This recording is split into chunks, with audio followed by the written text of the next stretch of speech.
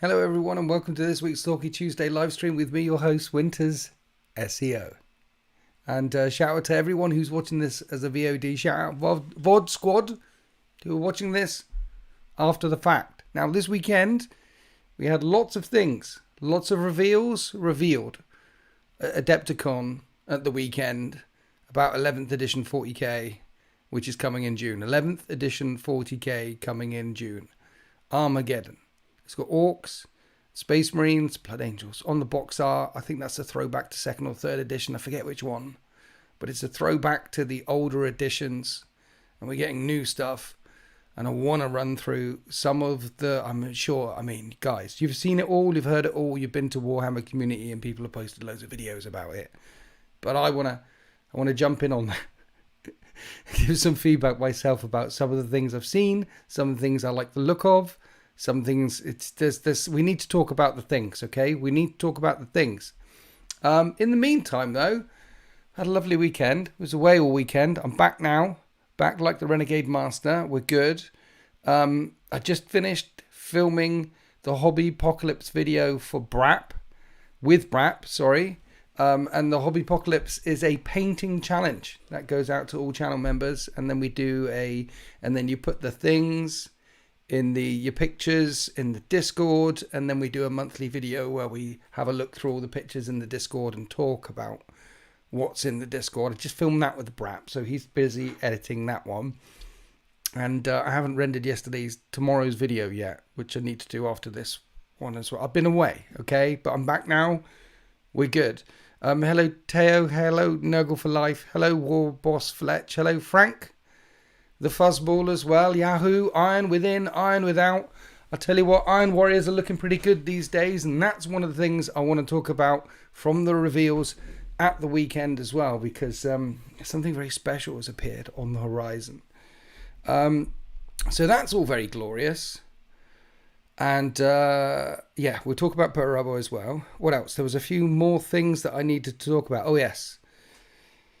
I've been putting it off too long. Getting into Old World, because it's the third game system on top of the other two game systems, and I also play a bit of Blood Bowl from time to time and a bit of Black Flag from time to time off camera, and then learning a whole new game system, and then making it to the point where I can make videos and put them on YouTube. That's what I want to do. I want to create some Old World content as well. I played Old World like I'm old, long time ago. Hi, Tim Atlord. Hello. Yes, I want to do some Old World, right? Here's the thing though. To make content about Old World, I actually need to know quite a bit. So the Heresy, I was thinking if I just focus on one army, if we just focus on one army for Old World, then I can get together an Old World army and I can play Old World and I can play with Stylus and Sultan, and there's a bunch of people out there with a bunch of different armies. That's the plan. That's the long-term plan. So maybe in 6 months' time or a year's time, that's the long-term. One army. Okay? Still mainly 40k. Always been playing 40k. Since 1st edition, I'll play 11th edition. Looking forward to new 40k. Looking to new 40k. No, listen, Joseph. It's not famous last words. We're locked in. Okay? I've always played 40k. Got many 40k armies. Like 11 or 12 or something. I don't see myself getting any more. Hello, Alan. And then the Heresy. I've got like 5 or 6 legions now, plus Custodes, plus that mech. That's enough on the Heresy for a while. Okay. And then Old World and Horus Heresy are both quite complicated. I know. Are you sure you can handle it at your age? No, Nurgle for Life. But I'm thinking maybe if I just have one army in Old World, okay? One. Then I just need to know the main rules in that one army thing. That's all I need to do. Which Old World army? I'm going Vampire Counts. I think whenever you're starting a new army, new project, new thing, you have to go with the models that you like. Okay? No, it's not a High Elf army. It's also a money and time investment. Well, it's very much a money investment. And you can support the channel by becoming a channel member. And if you become a tier 3 channel member, you get access to every video or Winter's Wednesday. Extra videos every Winter's Wednesday. You can also buy merch. It's definitely a money investment, yes. So if you want to chip in, cheers. The time investment is a whole other thing. We'll get to that. That's the bridge we'll cross. But one army, vampire counts. I like the spooky horses with the things behind, and I like some of the big vampire monsters that do that. There's a bone dragon, a giant bone dragon, okay? I've seen those things. Will it mean 3 bat reps? No. We'll still be on 2 bat reps a week. I can't... 2 a week, but it'll be spliced in. I mean, we do some old world content every now and then. There's some old world content on the channel every now and then. And there'll just be a bit more spliced in there, woven in there. Because essentially this channel for all the years has just been me playing games and sharing it with the internet, and some people seem to like it and have helped support it all this time. That's what we've been doing. It's what we're going to continue to do. Roll dice, have fun, but a bit of a old world, you know? I'm so tempted. I've been holding it off and holding it off and holding it off. Like it's such a, I have to learn a whole new thing. I have to do a whole new thing. And then the scenery, and but I can't hold it off. I can't hold it off no more.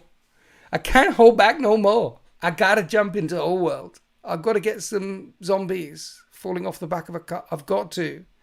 I can't resist. Why not try StarCraft? I'm not going to do StarCraft. It's 40k mainly, and then some Heresy, quite a bit, and then a bit of old world.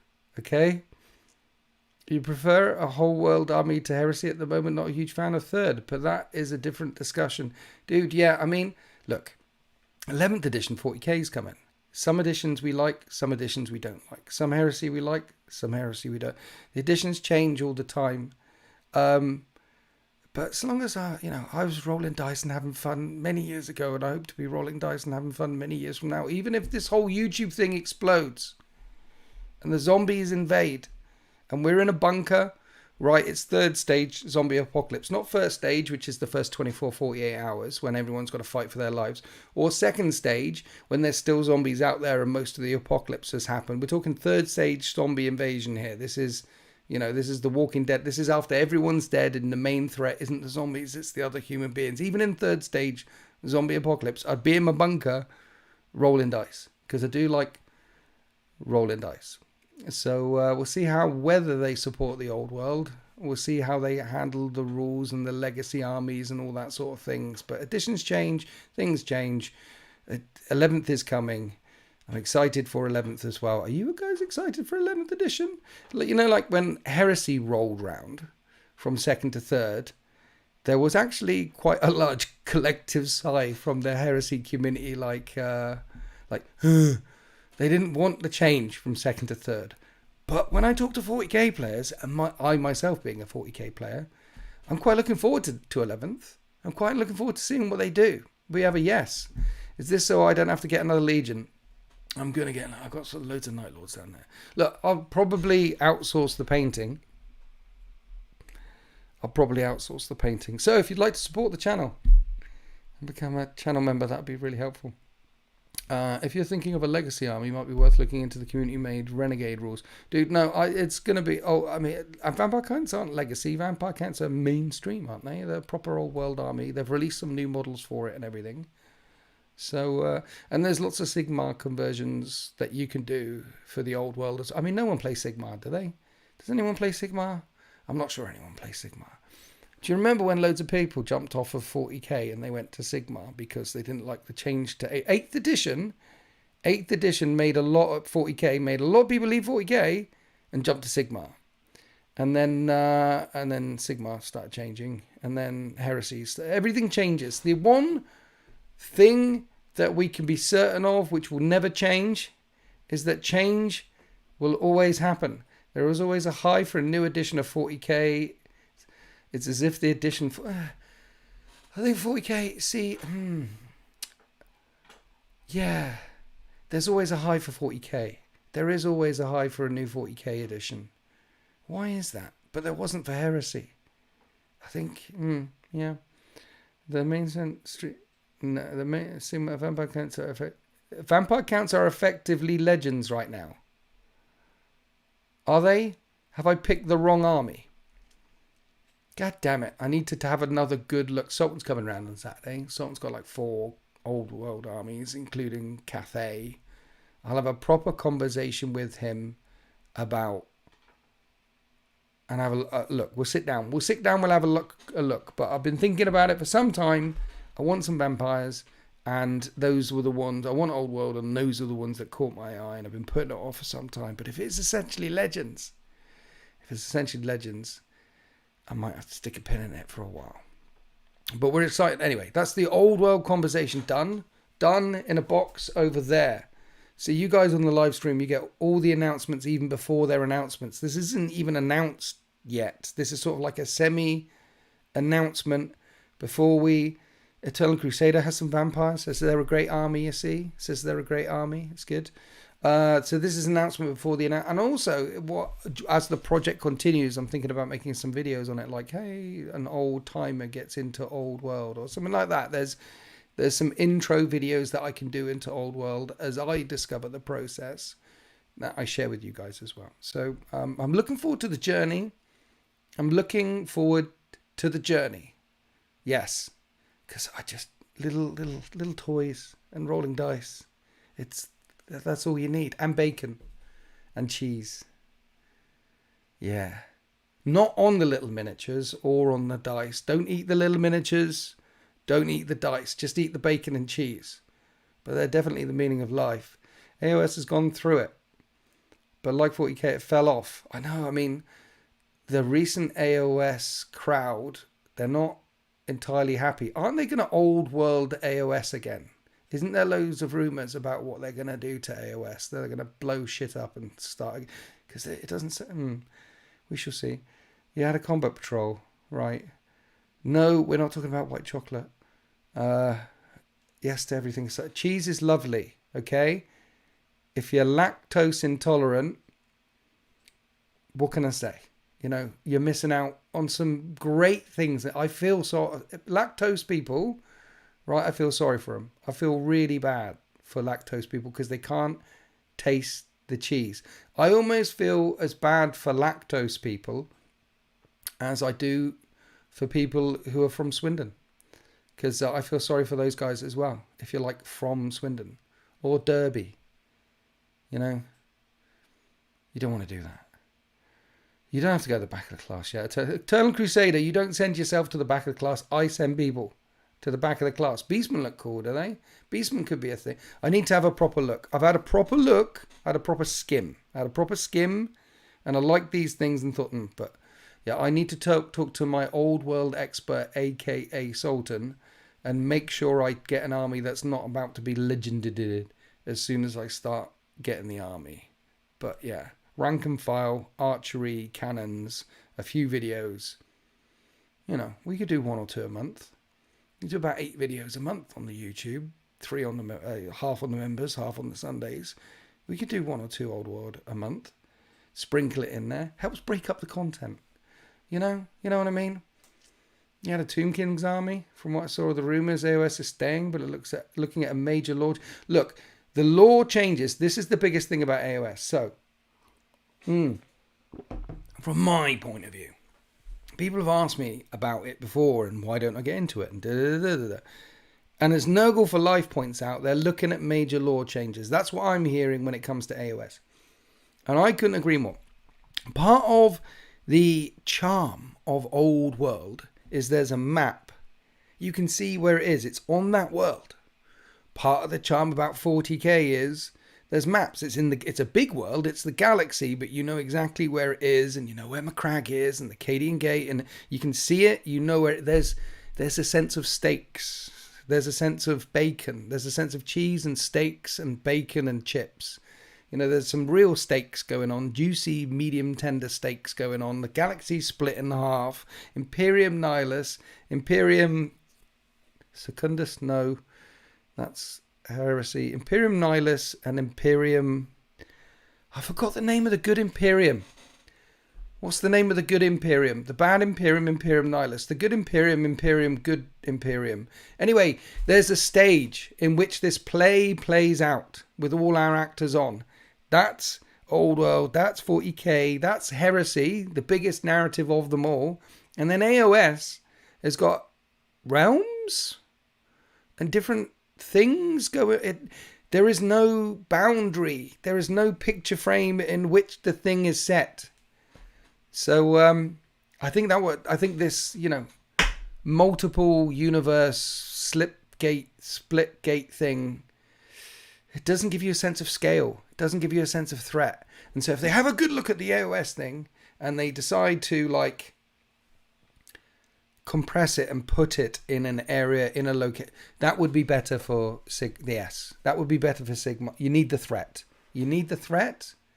You need the threat. That's what I think, he says, for AOS.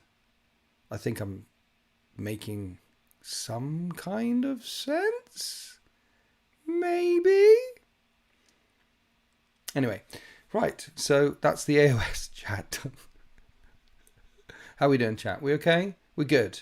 We okay? If you were recommending, are there any old world players in the chat? Or anyone who plays old world or things, if you are recommending an old world army to me, what would it be? Should I run a poll? Should I talk to the community? Don't know. But what are you thinking? Try to copy the Galaxy setting for 40k for AOS, but fantasy settings. Yeah, and fantasy settings need borders and distinguishable empires. I've been an AOS player since day one, and even I support it changing. Well, there we go. There we go. An AOS player from day one, even they support it changing. Yeah, because fantasy settings need borders and distinguishable empires. They do in 40k, and you need that. And because they haven't got that, then the sense of steaks and cheese and onion. Skaven? We think Skaven for old world. Mind you, they're pretty cool because they do have lots of exploding things and warp fire. Skaven's good. I do like the look. I did have a Skaven Blood Bowl army back in the day, and they are OG. Skaven Tide and all that. Skaven are good. They're fast. Skaven are fast and sneaky, and they like warpy things. Fast and sneaky. Yeah. Sounds like me. I'm very fast, Usain Bolt, nothing on me. Really sneaky as well. Like Metal Gear Solid levels of sneaky. I am often in nuclear facilities, stealing state secrets. Another thing about me that you probably don't know is basically James Bourne. I trained him, and we do work behind enemy lines from time to time. It takes that level of skill, really, and expertise and spycraft to be a truly great wargamer. To become the 2021 No Retreat Legend of Legends champions, you need some real world experience in your life, and yeah, we've got a bit of that. Tomb Kings, everyone does Tomb Kings though.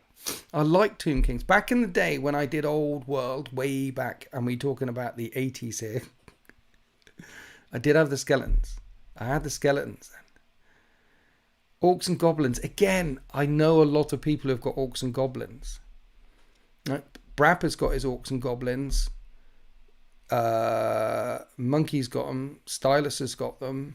Orcs and Goblins is a good shout. The other problem with Orcs and Goblins is you need 1 million of them. You need a lot. The easiest way to go is just giants, right? Build giants. But giants in Old World is a bit like knights in 40k. You can play them with your friends a couple of times, but on the third occasion, they're going to start to hate you. I want to start an Empire army, but I want Games Workshop to release better models. The new stuff, yeah, a lot of the Old World models are very old, but they have released a lot of new models for Old World, like the Bretonnian Knights and the Cathay. The whole Cathay range is absolutely gorgeous with the golems and everything. Absolutely gorgeous. So yeah, it's clearly a range that is getting refreshed and updated as they go. Lizardmen, Chaos Marauders, Empire guns, cannons and tanks. New Chaos Marauders, Vikings in Old World. Yeah, Lizardmen. Yeah. See, Lizardmen is standing out for more because like Empire guns, cannons, tanks. The Imperial thing, I've got that covered in other systems. And then Chaos Marauders, Vikings and Old, I've got that covered. But Lizardmen I've got no lizardmen in any other system. Skavemen, none of them in any. Vampires, none of them. So that's what I'm leaning towards. What looks good, and also something that is not represented in Heresy or in 40k at all. Just only an old, it's uniquely old world. That's what I'm looking for. Empire specifically, Visenland, and none oil. I can't do, not Empire. I want to be bad. If I'm going to old world, I want to be a bad guy. What about awaiting for the inevitable Kislev? Dude, I'd love that. I would do Empire if it was Kislev. I did Death on the Reich. I remember doing Warhammer fantasy roleplay back in the day. It was amazing. I've been to Kislev in the role-playing world. We poked around. I had a drink in some of the pubs. It was great. Lizardmen are legend, I think. Right, okay. I'm glad I've chatted with you this evening then, because what I'm taking away from this conversation is I really need to go and have a word with Sultan and find an army that is probably not going to get legended any time soon. Mind you, again, the old world crowd have got no problem with legend stuff whatsoever. Like in 40k and in Heresy, no one has a problem. Most people don't have a problem with legended units in 40k and Heresy. Most people are, the vast majority are very happy if they're stood on the table and you rock up and there's a Cerastus Knight or a Leviathan Dreadnought in amongst your army. No one minds. They only mind at tournaments and events and things like that. But no one generally minds. However, old world, they practically encourage that sort of thing. The older, the jankier the model, the better. Skaven got an update. We're not doing elves. We are not doing elves, okay? Elves should just die in-game, but they should just unalive themselves. Elves are no good for anyone. This is an elf-free zone, okay? We don't talk about elves here. Some of the Legends armies may yet become mainstream. Exactly. Because they are tinkering away with the old world line. And you think they'll all be unlegended at some point? I think they will be too. I think the old world has been a big success for them. They've sold a lot of stuff. The Cathay stuff sold out as soon as it dropped. And like the Bretonian Knights on foot, they sold out as soon as it dropped. So there's clearly a massive market out of there. The old fantasy book Conard just made Beastmen sound like a furry wave of weapons attacking the Empire. Always liked them since. Beastmen are good. Again, that's unique, but you can get Beastmen in 40k as well. You get Beastmen in 40k. What about the new reveals? We're going to do it now. Let's talk about some of the new reveals. Now, guys, you are all aware that there has been rule of cool, get vampire counts. I know. Also play dwarfs. I'm not playing dwarfs. Dwarfs, again, you can get Votan in other systems. If I get a fantasy army, old world army, it's going to be very old world, like Lizardmen, like Skaven, like vampire counts. A faction that is only available in old world. You know what I mean? 1 vampire, two vampire. I know. The memes around vampire counts are too damn high. Right, reveals. We need to talk about reveals, which means I'm going to press some things on my keyboard which might break everything. I just pressed that. I perhaps shouldn't have pressed that. Are we still here? Is everyone still here? I hope you're all still here. We're going to go through some of the reveals. We're not going to go through all of the reveals they revealed. Otherwise, we'll be here all night. But there are some reveals that they have highlighted that I definitely want to reveal, that I definitely want to talk through with you guys. I am terrified of how much the new models are going to cost here. I might be able to... Look, as someone told me, I found out like the Defiler is like 90 quid or something. You're still here. Good. You're not inside out Red Richmond. We're still here. The new Defiler is like Chaos Knight money. Proper money. It's... What? Is it 90 quid? It's just crazy money. And I want 2 of them. Was this hobby ever cheap? Stuart's in Australia, right? He's in New Zealand or something. He basically is in Civitasma Crag. It costs him $1 billion. $1 billion just to get like a small thing. 90. Whoa. No, 90 is less than what you thought it would be. I assumed like the new Defilers, Land Raiders, tanks, those sort of size models. 50 quid, 60 quid. That's about right, right? 50 quid, 60 quid, but 90. They're going to make so much money. The thing is, it's such a good model as well, the new Defiler. So good, and the community's been talking about it for so long, and you can stick it in various different armies. It doesn't just have to go in Chaos Space Marines. It can go in Death Guard, it can go in this, it can go in that. So it's available across many it's not like a model coming out for a faction. It's a model that's coming out for many different factions. The internet thinks it's and I think it's already up there for Miniature of the Year, and it's still March, or is it April yet? It's early. They're going to sell them out. They're going to sell them out, and then the next wave that comes out, they're going to be sold out too, and they've priced it really high. They're going to make a lot of money. And the thing is, because they'll sell out and they'll make a lot of money on it, the upper eye people in Games Workshop, they go, oh, look, it doesn't matter that costs $1 million for that particular miniature. They still pay it anyway. Let's put up the price of everything. That's what's going to... Recommended retail price, basically. Yeah. Right, reveals. Yeah. Reveals. Right, so the first thing, we're going to share a screen, we're going to press this, and the internet is not going to collapse. So this came out in Warhammer community today. Perturabo's grand plan revealed, and it's a whole big fluff piece about the Iron Warriors in the Eye of Terror. However, the bit that I wanted to highlight is this chunk here, because we take a quick peek into the upcoming Eye of Terror, Reign of Iron book to find out what Perty has been scheming. Just look at that artwork. This might be the first ever proper depiction of post-Ascension Perturabo ever published, ever in the history of ever. So take a look. He's a bit of a monster, isn't he? So his miniature, when he appears, is gonna be a bit like that. That is Demon Primarch Perturabo throwing rocks with his Logis array, which is this massive thing sat on his back. There's an arm, there's another arm, there's guns. He's got a big hammer that he stole off Ferrus Manus. I wonder if that's still the same hammer. He's got all these things. This is him.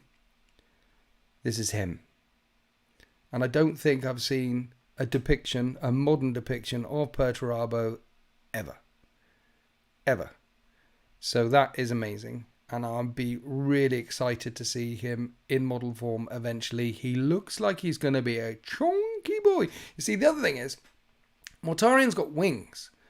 Angron's got wings. Fulgrim's got wings. So they've got this big back canopy behind them. So I kind of guess why they've done this behind him, because like Perturabo isn't going to have wings. Instead, he's got this big back canopy behind him, which is going to be a bit like wings. And it will frame the body really well and make him look hench. Anyway, Perturabo is coming.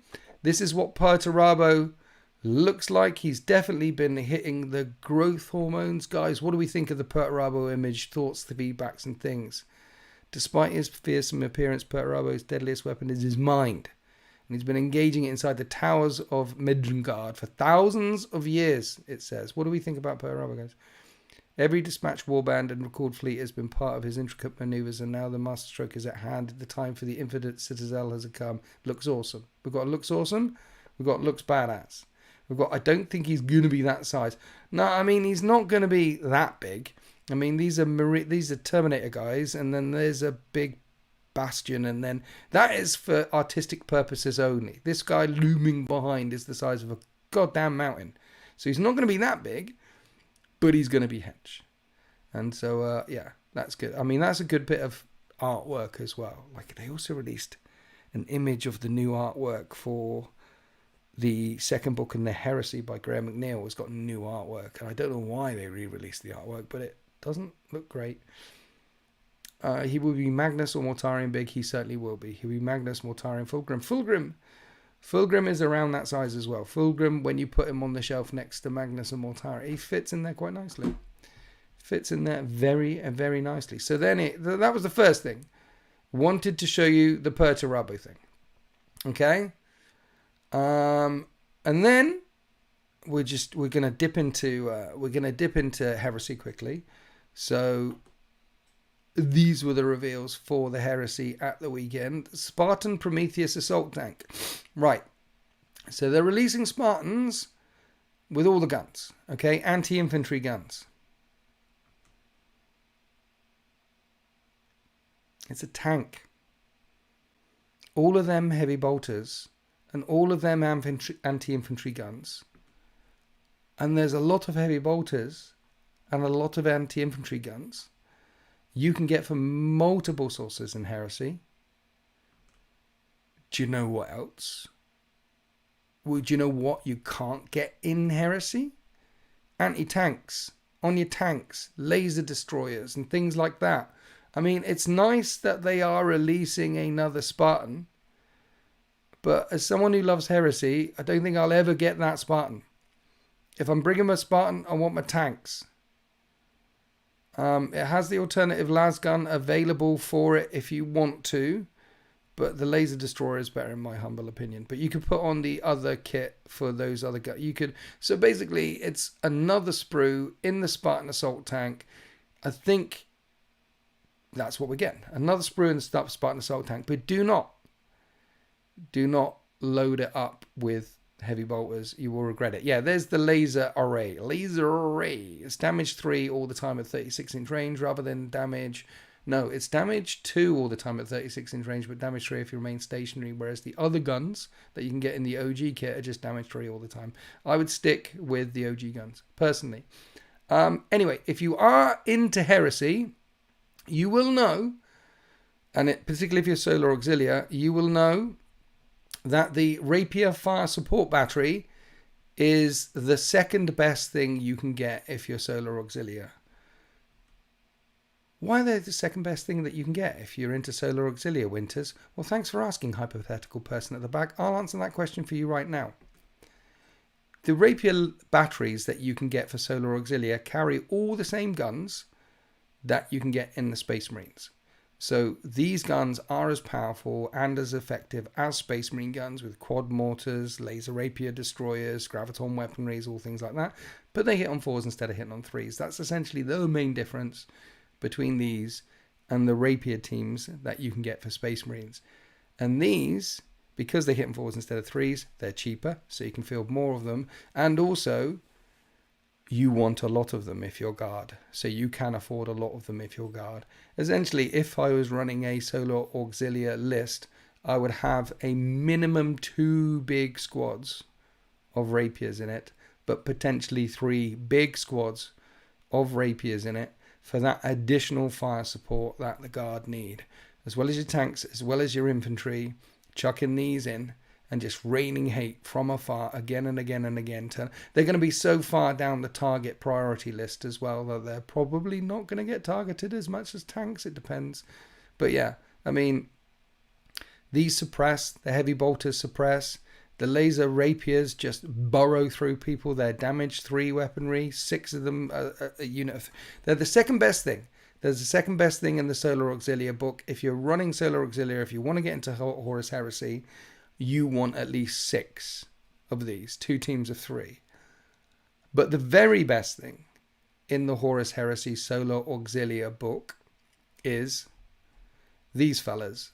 And these are the Charonite Ogryn section. And this is the picture they decided to put on their front page.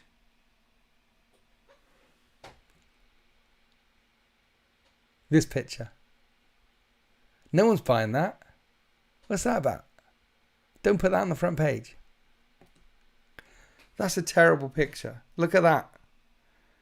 What is going on there? This guy looks like he's just had a dump and has filled his nappies. That's not good. That is not good advertising. If we skip, though, like that is much better advertising. Why is that one not first? I mean, his claws look good and they all look good.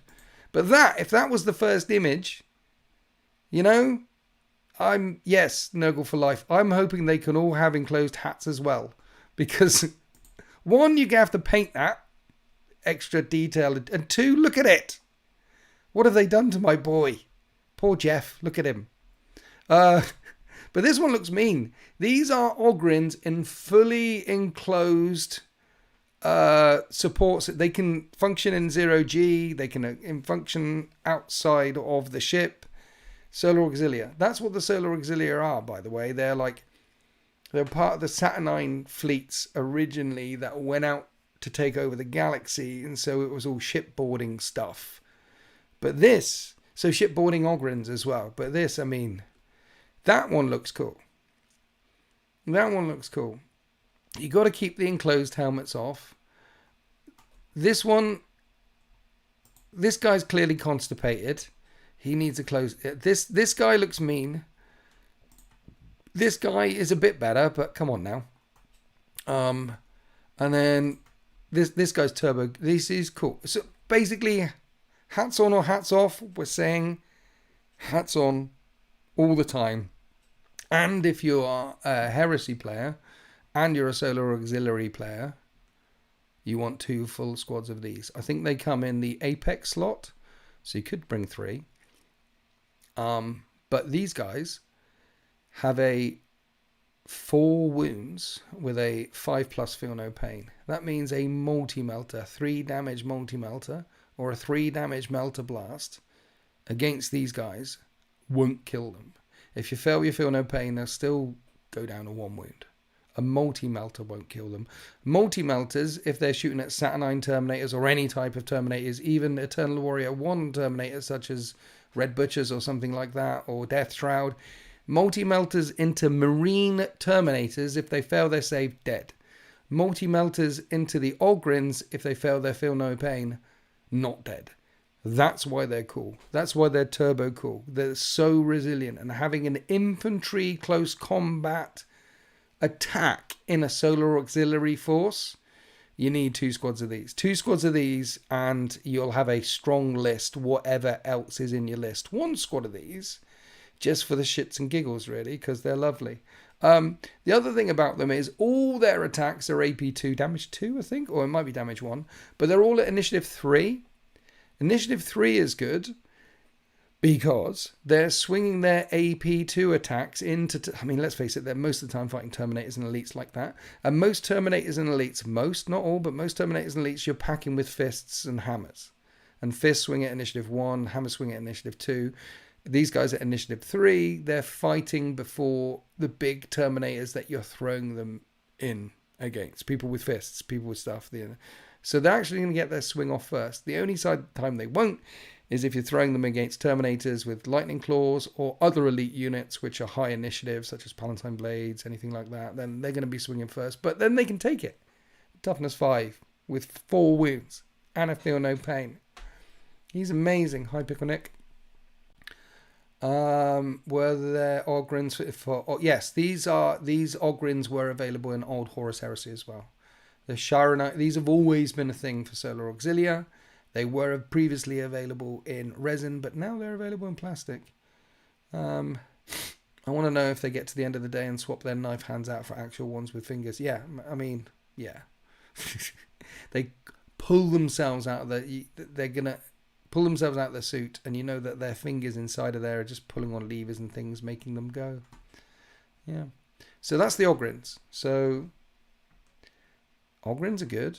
Ogryns very strong. Basically, what they announced at Adepticon for Horus Heresy is a tank, which we've got, and then a couple of Solar Auxiliary units, which Solar Auxiliary pairs really want.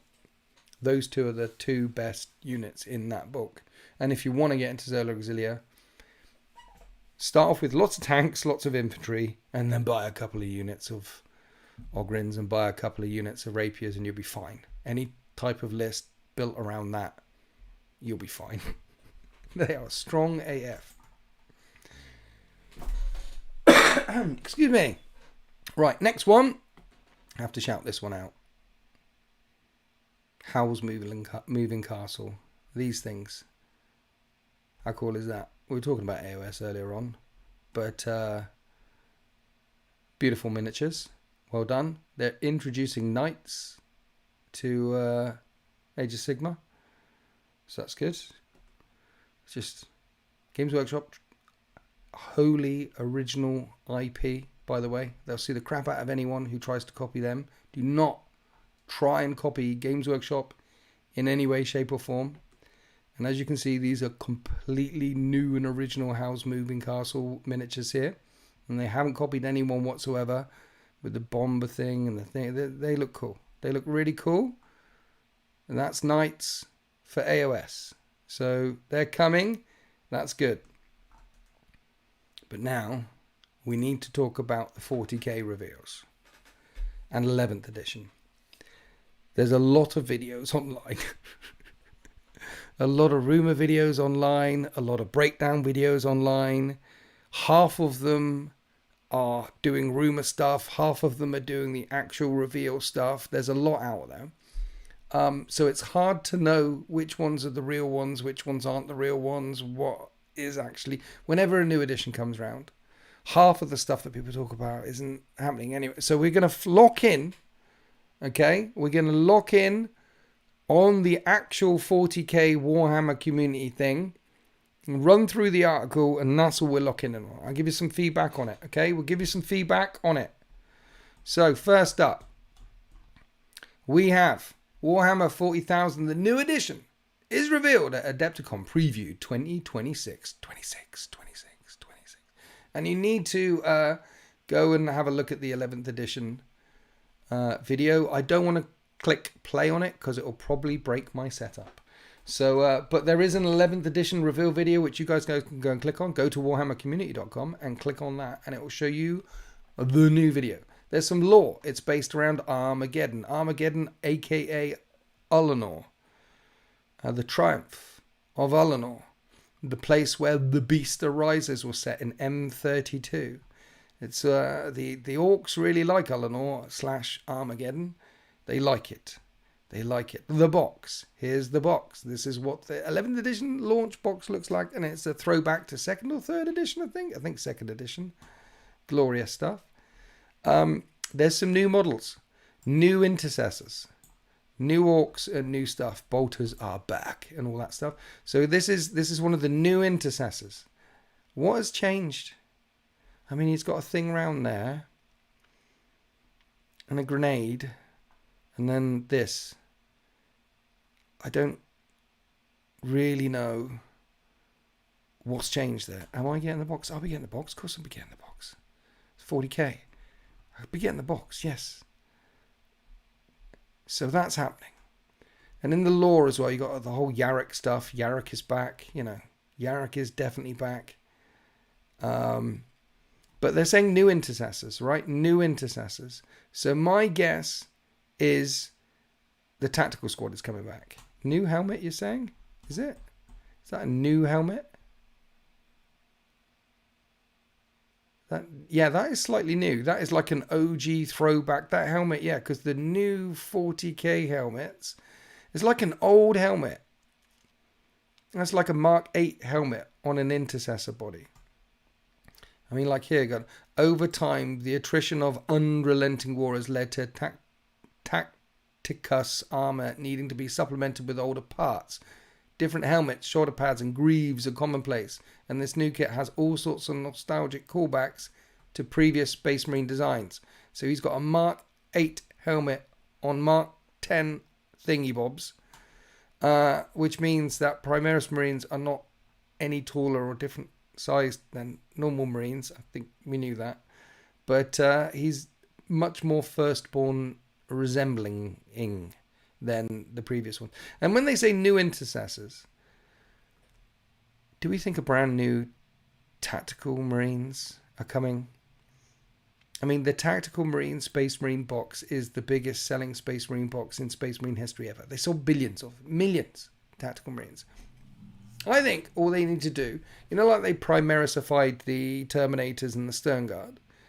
If we got Primarisified versions of the tactical squad, and we used to keep the intercessor squad do a thing, and this do a thing, and then dung, I think they'd sell loads of it. And the Devastators. I want to see Primarisified Devastators, Primarisified Tacticals. And keep those squad markings idea. Or turn intercessors over time, in the evolution of the Indomitus Crusade, intercessors are now the new tacticals. So in the intercessor box, give them a flamer, missile launcher, las. Give them some more. Do you remember when the intercessors originally came out? There were just guns. There were like 2 sprues in that box. Now if you buy an intercessor box, there's a couple more sprues in there because you can have the fist, you can have different loadouts. They've added some more to that. All they need to do is stick another half sprue in there with some weapon options on and turn intercessors into tacticals.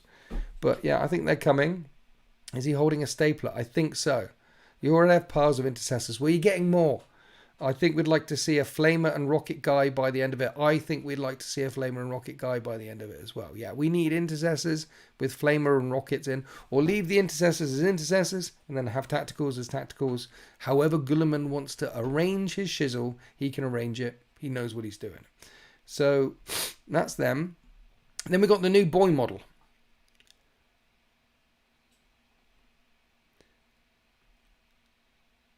We knew we were getting new boys. The old boy models, Orc people will tell you, the old boy models are really, really old. And that's why we've got Snagger boys and Beast boys. So they were going to get updated at some point. This is the new Orc guy. I mean, what to say? That's a great model. Great Orc. Love it. Nothing wrong with that. Beautiful. Particularly when you take a look at the old school Orc models, which are very Khorne Berserker-esque. They're very... The poses that you can get out of the old Orc range, not great. Hopefully there's some lovely poses you can get out. And that's all you need. You need a boy, slugger, chopper, boom, thing over your... Good. Orcs, love it. Great. So new Orcs. The rules. We'll be diving into the new rules over the coming weeks. But here's a little taste. Army building. What does this new edition mean for your existing army and their codex? Good news, your current codexes and faction rules will still be valid. This is also true of the rules in the recent campaign supplements, including the upcoming Armageddon. So they did an index in 8th and they did an index in 10th. Basically in 8th and 10th, they scrubbed all the codexes, said they were no longer valid.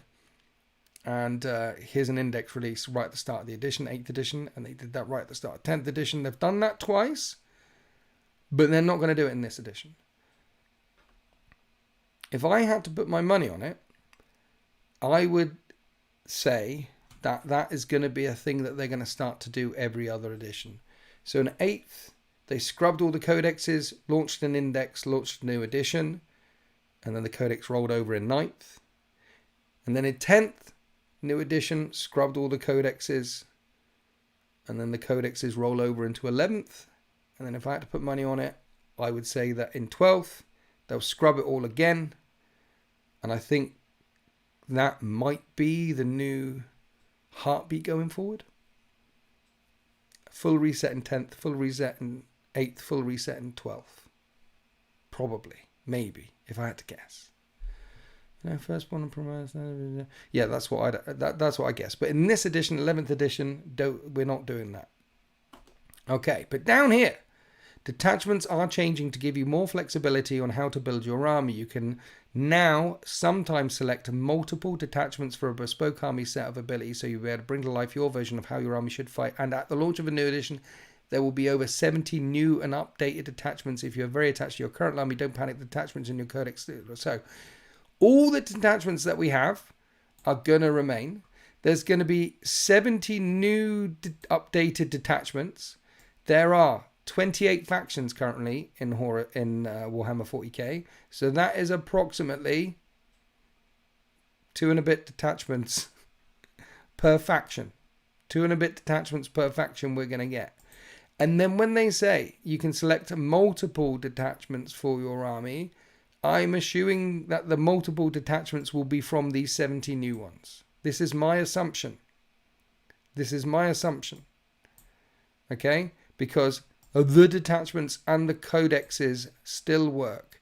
And the way the detachments and the current codex still works, if you look at you don't bring more than one detachment. So if they're carrying over the rules from codexes and detachments, then if you bring a Gladius, if you bring whatever it might be, your ABC normal detachment that you're used to playing, you can still bring it, you can still bring them along. However, there's going to be a chunk of new ones, like a Grotmus release. There's going to be a chunk of new ones which you probably will be able to mix and match with sometimes. I think that's what's going on there, because there are currently no rules in the codexes to allow you to mix and match that sack sometimes into these detachments down here. So I'm assuming that's what that's going to be about, and I'm assuming that sweaty tournament types are going to love that. They're going to absolutely love that. And if you're a casual narrative gamer and you build your army around a multiple detachment thing, then in a couple of years' time it'll probably change again. So I wouldn't necessarily do that. If you're a casual fluffy gamer, then just continue casual fluffy and then build up your collection. Build like my Emperor's Children. I just built the entire collection from the ground up, and what I've got is what I've got. It's lovely, I love it, and it allows me to play with loads of different attachments. I'm not building it in one particular way.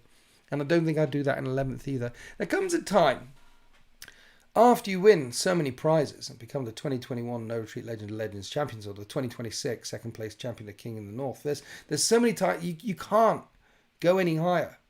You know? What more mountains are there to climb? You can't go any higher. So you just build a collection and you play whatever edition's in front of you and have fun, roll dice and eat pretzels and drink beer and that sort of thing. There's no more. I'm not building detachments. I'm not chasing. What I'm doing is enjoying my hobby, because I basically won the hobby. You're looking at greatness. So I don't need to chase any more greatness. And I'm glad there are some options to allow other people to get close to what I have achieved. But, yeah. And I'll be playing with the new detachments as well and giving them a go and seeing what we can do. I think the majority of those will be updated. I also think that the combined detachments are going to be smaller, less useful on their own, but with some combos they'll be great. Maybe with allies again. Yeah. Yeah. Allies with other factions? Probably not. Allies in your own faction with multiple detachments? Yeah. And there'll be some broken combos in there. There's 28 factions. And then all the detachments on the factions. And then more detachments in there. And there'll be obviously some that don't overlap very well and will break the thing. Some. Hello, Daily Dice. Maybe we'll be able to choose a detachment for each. I don't think we'll be able to choose a detachment for each unit or group of units. I think what will probably happen is there'll be a 2 detachment cap. You can combine these 2 detachments. There'll be some rules. This detachment may in there. I mean, multiple detachments in the same army? Maybe multiple detachments in the same army is a thing. Because you can now sometimes select multiple detachments for a bespoke set of army abilities. Does that suggest many detachments, multiple, or does that suggest just a couple? X affects Y, Y affects X, that sort of stuff. So that's coming, okay? So there's going to be more than one detachment that you'll be able to pick. Missions. Your choice of detachment also affects your missions. This I like. This is good. Your objectives in a game will be now in part dedicated by the type of army you bring to the field and the force your opponent has brought. Armies that specialize in holding ground will be rewarded for doing so, while other forces that may be optimized for disrupting enemy plans or just killing lots of enemies will be rewarded for doing that too. This is good. This is good. Missions which reflect how your army functions. That's good. I think that's a bit of a throwback to 9th edition. Do you remember when, like, we've got the Maelstrom decks now and the Prior Nexus decks and all the decks. Do you remember when everyone had their own deck? Like, was it last edition or the edition before? But you had a deck for every faction. And so you would build your army around what you wanted it to do. I'll give you a good example. When I won the 2021 No Retreat Legends Championship, that army was built around a rock-type force. Lots of Terminators with lots of invulnerable saves, lots of transhuman all over the place, standing there and just holding ground. And even when they died. I lost one of those games, but even when I lost that one game, I still ended up getting like 72 points. It was in the low 70s points in that particular thing, because it didn't matter if you killed them to a man, they would still score lots of points for doing what they do. So this is a callback in a way to some of the armies, how armies used to function in 8th, 9th edition. A callback. How it's implemented in the long run, we'll see. Because if you're a World Eaters player, just killing lots of enemies, you want to be rewarded for killing lots of enemies. I do not want to have Khorne Berserkers sabotaging or getting behind enemy lines. I do not want to have some Khorne Berserkers doing their locate an asset, secure an asset thing. I want to have Khorne Berserkers killing things.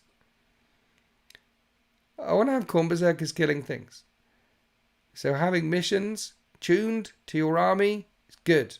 Khorne Berserkers should never be doing actions ever again, ever.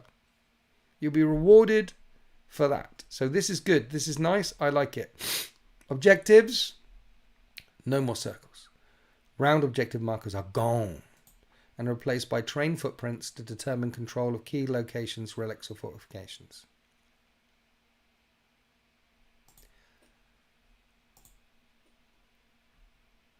What do we think of that one?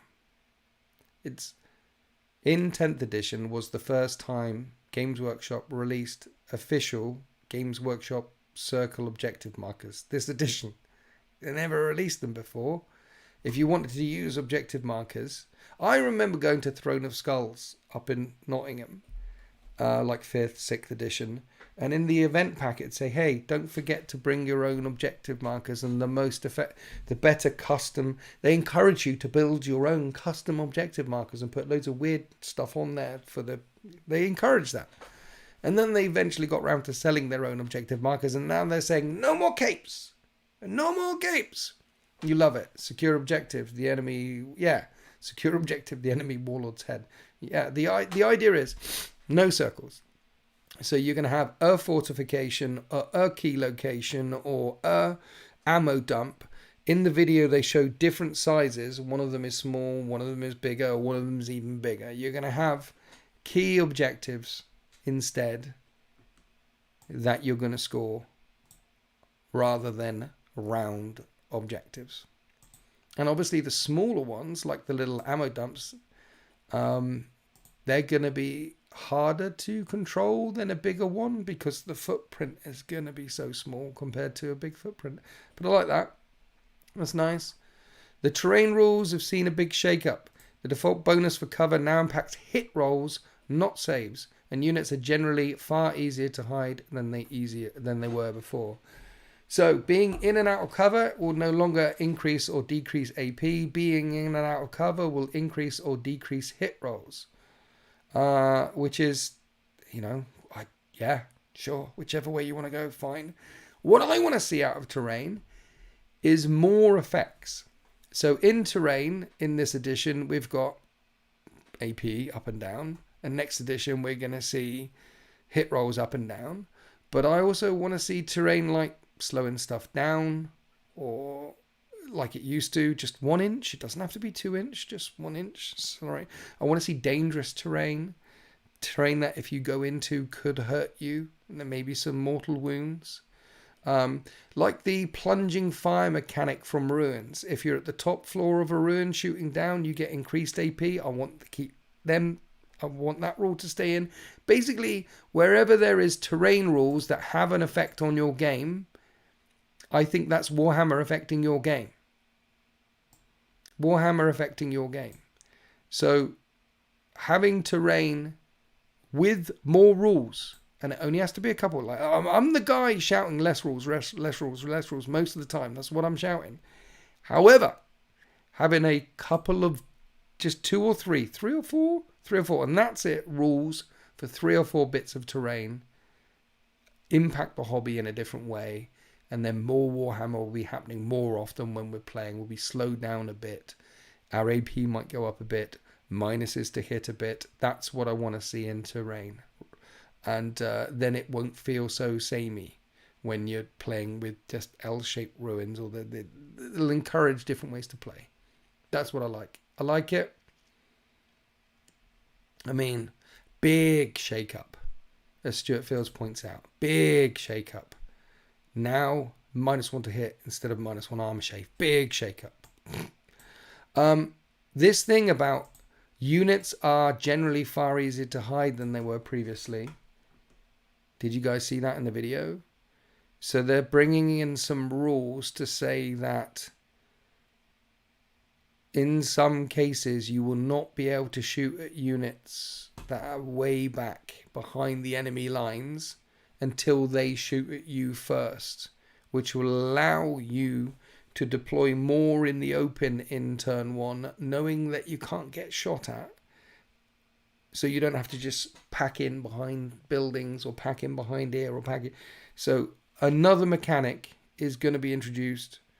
So you can't shoot at everything until some of the things shoot at you. This is definitely a thing. How that gets implemented, we're going to have to see. Because here's the thing. Go in second is preferable. When you're playing card games, go in second is preferable. You want your opponent to come out first, so you have the opportunity to jump on more of their army. When they're all away from you on the other side of the table, you can only shoot a limited amount. You can only jump on a limited amount, but you want them to come out first and try and do a few things. So it means more of their forces are available to more of your counter attack. That's what you want. You want second. And also second guarantees the last action of any battle.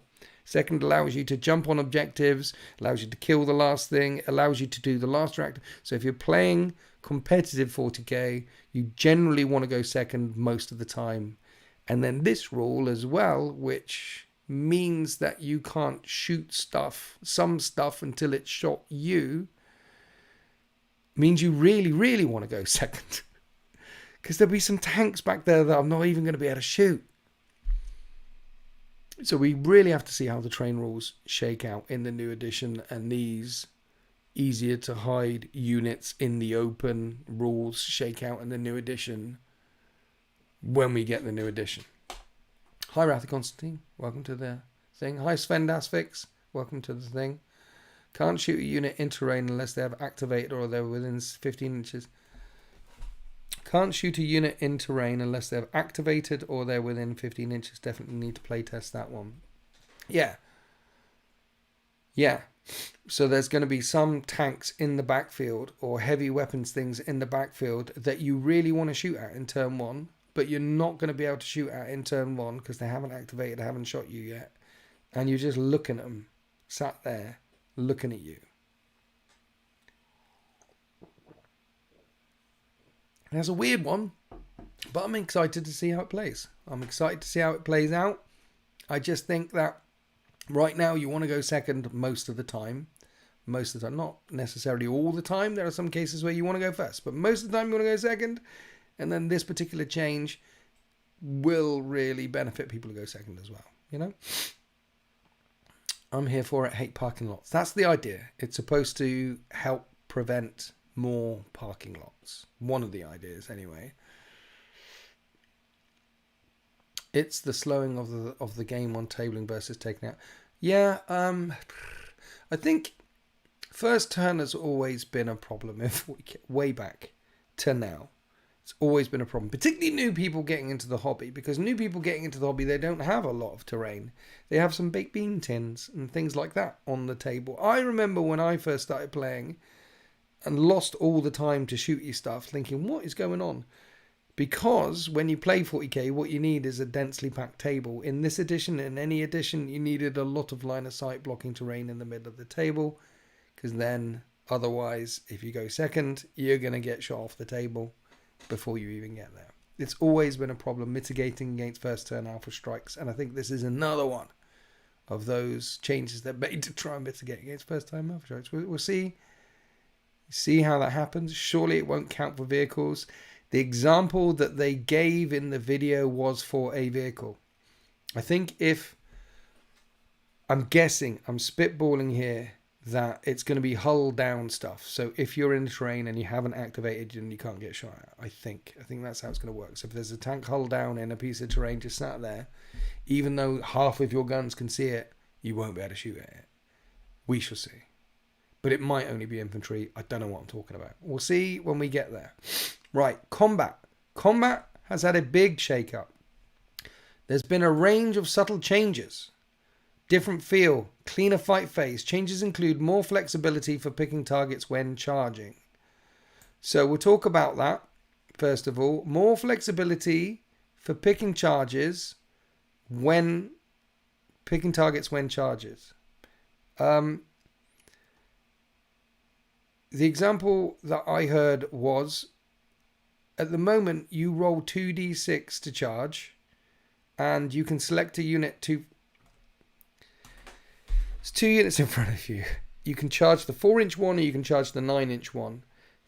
And you go, right, damn it, I'm going for the 9-inch one. I'm going for the one further away. And you try and make a 9-inch charge and you fail, and that's it, you've screwed. You've failed your charge. Now, you're going to roll your charge distance and then select charges. So there's a 4-inch charge one away, a 9-inch charge one away. I rolled a 6, I'll go into the 4-inch one. You don't fail your charge all of a sudden, you go into the 6, which is good. This is good. This is good. Anything that helps close combat armies get better in a game that's mainly shooty, good. Good. Close combat armies, melee focused armies, give them a hand. Great change. Roll 2 dice, and then pick your targets. Love it. It's a great change. It's nice and simple. There's rumours as well that suggest that even if you fail the charge, you still move that distance. Now, if that is true, the 2 things I need to say about that. 1, that's an old Heresy rule. That's pulled straight out of Heresy, which doesn't exist in Heresy anymore. And 2, I loved it in Old Heresy because it would open up all sorts of tactical things. Like, I need to make an 8-inch charge. Damn, I rolled a 7. Now I'm out in the street and now I'm going to get shot at by everything because I'm an inch away. I failed my charge.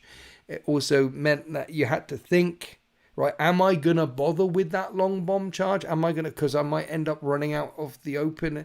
So if the rumor is true that you are gonna move when you charge no matter what, even if you don't get in combat, that really screws and hurts close combat armies.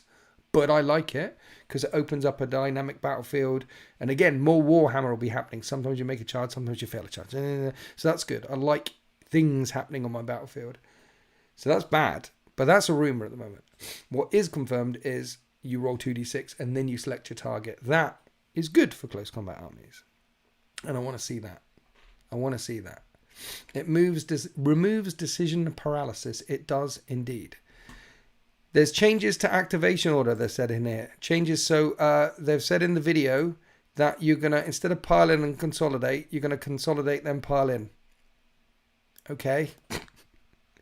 Fast dice rolling for dealing extra damage. Okay. Oh yeah, and this is it. And changes to the order of consolidation and pile in moves. So we're going to... But changes to activation order. So fights first, fights last, changes to activation order. So combat. Have you noticed that like every single edition, like 8th combat was different, 9th combat was different, 10th combats are different, 11th combat's going to be different again. Whereas the shooting relatively stays the same. You wonder, like, you know, are they going to lock it in at any point? Our coverage of this groundbreaking. So those are the rules. Those are the rules there. So combat is changing. Combat's changing. Terrain has seen a big shake-up.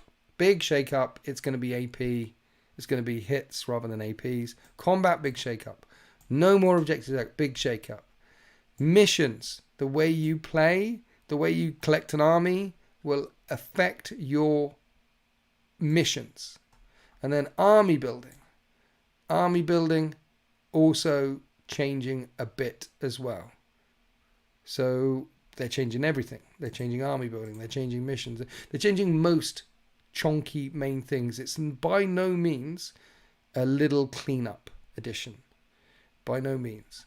I mean, the way we will play, the way you will win. Your missions will change. Which is huge. Just that thing there is huge. The way you win or lose games because missions are changing, that's huge. And then when you tie in no circles and terrain and combat, it's a lot of changes. The chart for this has leaked. Yeah, like I said, there's loads of stuff that's leaked. And I didn't want to go into all the leaks because you wonder, cause sometimes some of the leaks are wrong, sometimes some of the leaks are right, and then Games Workshop get ahead of it. And then if something has been leaked, like I think we got a lot of the Horus Heresy like reveals early because of the big leaks that happened around Third Ed. There were massive leaks, so I think they pulled that forward.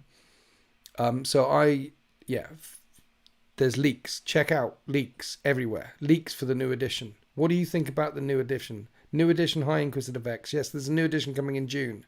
There's a brand new edition coming in June. Most of the noises that we're hearing for most of the new edition-y things sounds very exciting for now. And but yeah, I don't talk about any of the leaks also because Games Workshop might shout at me. So I'll comment on what we know. And this is what we know. But yeah, I'm here for it. I like the terrain changes. I want to see some more changes to terrain. Looks like enough change to be interesting. Avoid leaks. I do, especially as you get older. I can't avoid it that much. Games Workshop is always a leaky, but they're always a leaky. But I don't think leaks are that bad for them, to be honest. The fact that there's loads of videos getting lots of views about, hey, this leak and that leak and that leak. It's like leaks for video games or leaks for movies that people are really interested. The leakness on YouTube helps build the hype. I mean, Valrak, Shilrak, I reckon he's been paid by Games Workshop. I reckon he's getting at least £1 million a year from Games Workshop. Shilrak to the core. All these leaks and all these things he's talking about from his sources is straight from Games Workshop, I reckon. Have a guy like that just talking about him all the time. And then get people excited, you know what I mean?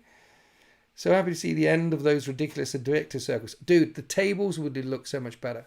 We get rid of the circles on the tables and make it about objectives. Make it about the ammo dump or the piece of scenery or the. You just know that in matched play, they're going to have to be a certain size and a certain template exactly. But what you can do is you can get the template like that. Say that's your template. And then you stick your building on top of it like that. If you haven't got the exact thing. And say, right, that's, you know, you can, there are ways around it. If you haven't got exactly that piece of terrain. But also on the reveals, they showed you the footprints, the template. Anyway, they're going to be specific sizes, specific things, specific objectives, and no circles. No circles sounds good.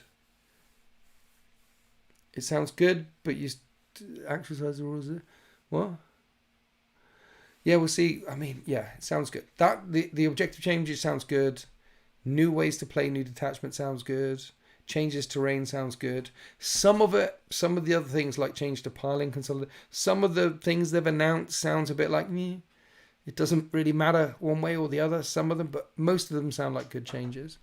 And rolling over with the codexes, with what you've got right now, is good as well. You don't need to buy new books. You know, you don't need to buy new books. And it's coming in June. Yeah, coming in June. A brand new edition of Warhammer 40k. And their new factory will be built around that time as well. So that'll be exciting too. A new factory, new 40k, new miniatures, new boys, new intercessors, new all the things, new all the time. Very exciting. And I'm looking forward to playing the new edition and getting some battle reports up on the channel for you guys. I want to go to a tournament in May. Yeah, the thing is, if you go to a tournament in May, then it changes the next month. And also, so everything that you're like, I don't know, one last hurrah though, right? You could go like, I'm going in May, I'm going to play on the L-shaped one last. You're probably not going to have the opportunity to do this edition again. So May, I would. Stuart, go. Go. Apparently new paints on the way as well. Yeah, they're so currently Games Workshop get their paints and have always got their paints from a third party. But one of the things they are building right now is they're building their own paint workshop. So they're going to be making their own paints. So Games Workshop paints will actually come from Games Workshop. And so when they change, when that gets up and running and they are making their own paints, the paint range will change from the ground up again. This is the 4th time or the 5th time. It changes. It keeps changing. It's going to change again. So your blues are going to be slightly not blue. And everything's going to be slightly different again. But they're going to be making their own ones. So the paint range is changing. There's 2 massive things going up at Willow Road in Nottingham right now. One is the Paint Factory. And the other one is Factory 5, which should have been finished in January 2026. But the other one's Factory 5.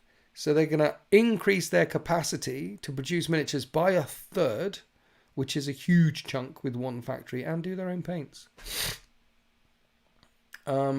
I'm pretty sure the paints stay the same. Maybe they keep all the names. Maybe Null Oil will be Null Oil, and Corn Red will be Corn Red, and Lead Belcher will be Lead Belcher. Maybe all the names will all be the same, but they'll be made by Games Workshop. All I know is when the process changes, when they go from the third party to their own, getting all the blends and all the things exactly the same as it was before, there's going to be a change. There's going to be a little bit of a change. If the edition rotates right, why don't armies have the basic rules for the armies at the start versus waiting as the thing would be have what? If the edition rotates right, why don't armies have the basic rules for the armies at the start versus when the edition changes, all the basic rules for your armies will be in the codexes that are currently out. You don't need to buy a new codex when the new edition comes around. So the rules will be available. And then when the new codex is... I mean, with the exception of Orcs and Space Marines, because it sounds like what will happen is 11th edition codexes will roll around. So Space Marines and Orcs will get their codexes straight away because they're on the launch box. And then they'll have 26 more to do in the next 2 and a bit years. So, yeah. How do you know about the Paint Factory? Where'd you get it? Where? Oh, yeah. So how do I know about that? Because I am subscribed to Nottingham Live. To the local newspaper for Nottingham. I'm not in Nottingham. I'm in Swindon. I'm 3 hours away. The local newspaper for Nottingham. You know, like the Nottingham Herald or whatever the hell it is. I'm subscribed to it. So it flags anything Games Workshop related and highlights them for me on the phone. So whenever Games Workshop approach Nottingham County Council for planning permission to do XYZ, hey, we want to build a whole new factory, it appears in the Nottingham Herald, and I get that's where I get my information from. For the factory and the things. And then Games Workshop eventually get round to announcing them. Games Workshop have announced the Painting Factory and Factory 5. It's in their share earnings calls at the end of the year as well that they do. Because they've got to hey, and we're investing 29 million in the Paint Factory, I think it was. It's below, just south of 30 million in their Painting Factory. So, yeah. Yes, the IRL. It's real life stuff. Basically, the industry tells on itself, and the information leaks out into the real world. That's what I'm interested. Yeah, I've got to find out all the things. Got to know all the things. Yes. Anyway, we did all the things. That's all the reveals that I'm talking about this week. But it looks like over the course of the next couple of weeks, I'm going to be talking about reveals every single week because there's more and more of them coming out at the time. But that's the 11th edition stuff. That's some of the new model stuff. What do you guys think? Any final thoughts and feedback and comments and suggestions? Thanks for joining me, by the way, on this week's Talkie Tuesday live stream. And if you want to support me and help me get my first Old World army, then you can become a channel member and buy some merch and or Patreon. I'm available on Patreon. And the plan is to invest a few £1,000 into Old World and get just one Old World army. I've got many Heresy and many 40k, but we're going to do one Old World. because I want to play a bit of Old World as well, because I have a problem. Help, send help. Yeah, but just one. Only one army. About 4,000 points, so I can play around with it a bit, but only one. The new Orc Mahdi's looks awesome and deserves a spot in Murphy's Wire. Yes. Thank you. Yeah, the Orc versus Orc battle report on Sunday, that was great fun. It was, yes. Are you going to have more than... No, I'm going to start... No, I'm going to stick with one Old World. One Old... I'm more a fan of sci-fi than... I like sci-fi and fantasy, and we can all agree that the Lord of the Rings trilogy is the greatest trilogy of all time.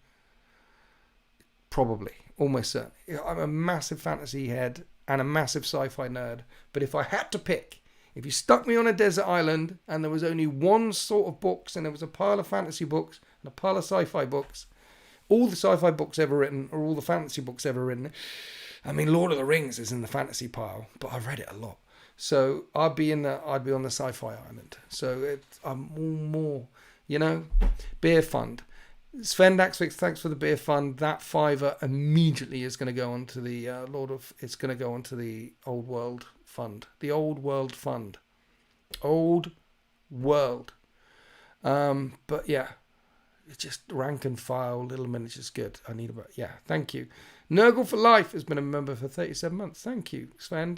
Thank you, Nurgle for Life. All I know is the Iron Warriors army I plan to sell is staying with me after that Perturabo reveal. Yeah. Yeah. We're going to get a Demon Primarch in 11th edition, and his name is Perturabo. I'm kind of hoping they do some crazy something with the lore that makes someone sell their armies for dirt cheap. Yeah. Don't worry. There'll be some crazy stuff happening with the law. There will be definitely people selling their armies for dirt cheap. Did you see female custodies? That sort of stuff. It's coming. Winters, what's the armies in the boxes behind you?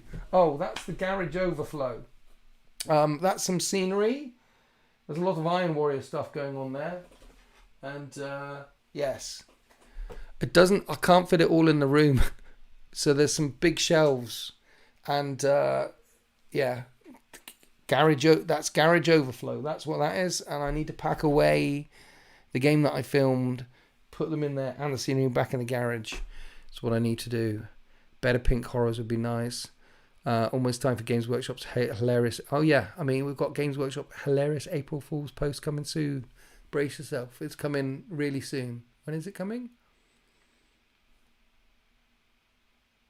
Wednesday. It's coming tomorrow. Someone stood on it. Last year it was Tactical Rock. Did you see it? You can buy a Tactical Rock. That was there. It was hilarious. It was really good. Anyway, thank you for joining. I need to press some buttons now. Thank you for joining me on this week's Talkie Tuesday. You guys are awesome. Thank you for all the support. It's April Fool's now. It's April Fool's where you are. G'day, mate. Chuck another shrimp on the barbie. But here it's we're not fooling anyone yet. Not only are you a day ahead, but you're an entire month ahead right now. Stuart Fields is speaking to us from the future. Yeah. So when do we see the Russ and Pert reveal? I don't know. Pert is going to be coming out at some point in 11th edition. Russ, don't know. I mean, Vulcan's easy to bring back. But, yeah. Thank you, Stuart. Thank you. Thank you, everyone, for joining me on this week's Talkie Tuesday live stream. Thanks for all your support. Thanks for joining me on this journey. I wouldn't be here without you. Literally wouldn't be here without you. So you guys are epic. I appreciate you. I love you. Stay safe. Take your meds, drink loads of water, and stay away from elves and fruit. Elves will kill you. Fruit will kill you quicker. Remember, bacon, chocolate, and cheese is the way. Not all together, but bacon is life. And then chocolate without fruit in it. And then cheese is just... I want some cheese now. Happy wargaming.